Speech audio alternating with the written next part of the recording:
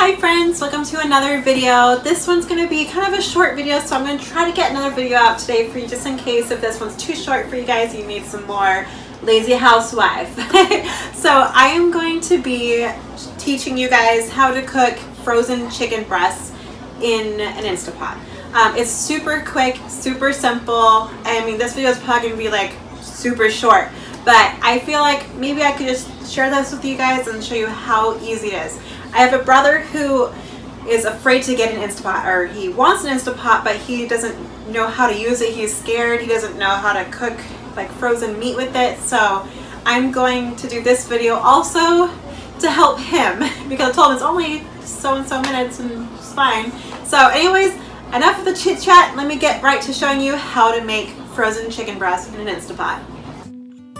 Alright guys, let's start with our frozen chicken breast. I'm going to be putting in 6 of them. I'm going to be putting in about a couple smaller ones and 4 larger ones. There is a max line in your Instapot. Do not go above that. You definitely don't want to go above that. So I'm going to be putting them in here, stacking them as much as I can with them showing each one of them pretty good, just because for seasoning purposes. Try to keep it up and standing tall. Why don't you stay, 'cause I could really use a friend. So this is how I am stacking them. Now I'm going to add a 1.5 cups of water. You can do a cup or a 1.5 cups. I just want to get all of the chicken wet, just so the seasoning can stick to it and it doesn't overcook on the bottom. Now you can use any seasoning you'd like. I'm just going to do this lemon and pepper seasoning that I got from Walmart for like 88 cents on it. So I'm just trying to get as much of it as I can on here. It's not going to stick to the whole thing, obviously, but that's okay. It's going to be cooking with that and the water, so it'll get into the chicken basically. It'll get really juicy and it'll have that great flavor. All right, now let's put the lid on.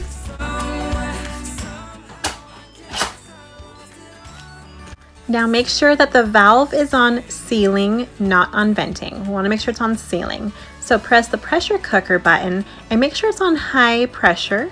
And you can do 15 to 18 minutes depending on how much chicken you have in here.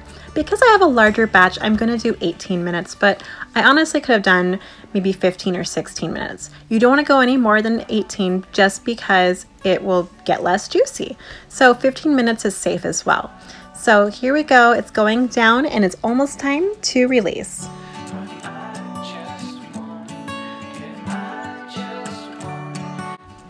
All right, now that it's done, you can either quick release or let it do it on its own. I prefer quick release just because I'm impatient. So by quick releasing, you move the valve to venting and see all the steam coming right up. I'm gonna pull this out just a little bit farther so it's not all over the cabinets.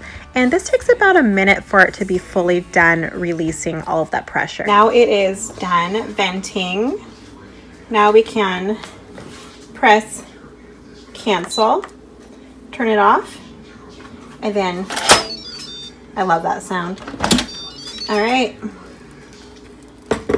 there's the chicken breast. All right, I'm gonna take it out and show you how juicy and fully cooked it is.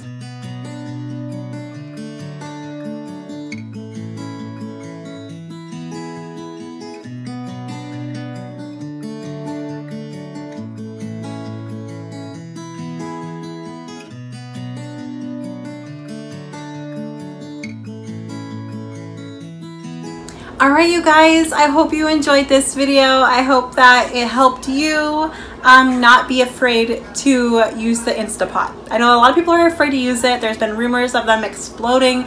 I have never had that issue, and I believe if you do it right, that will never happen.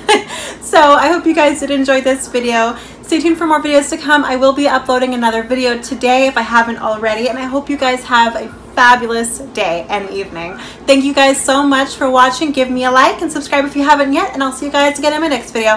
Bye now! It isn't hard to tell what you were thinking, babe. Your thoughts are only getting louder.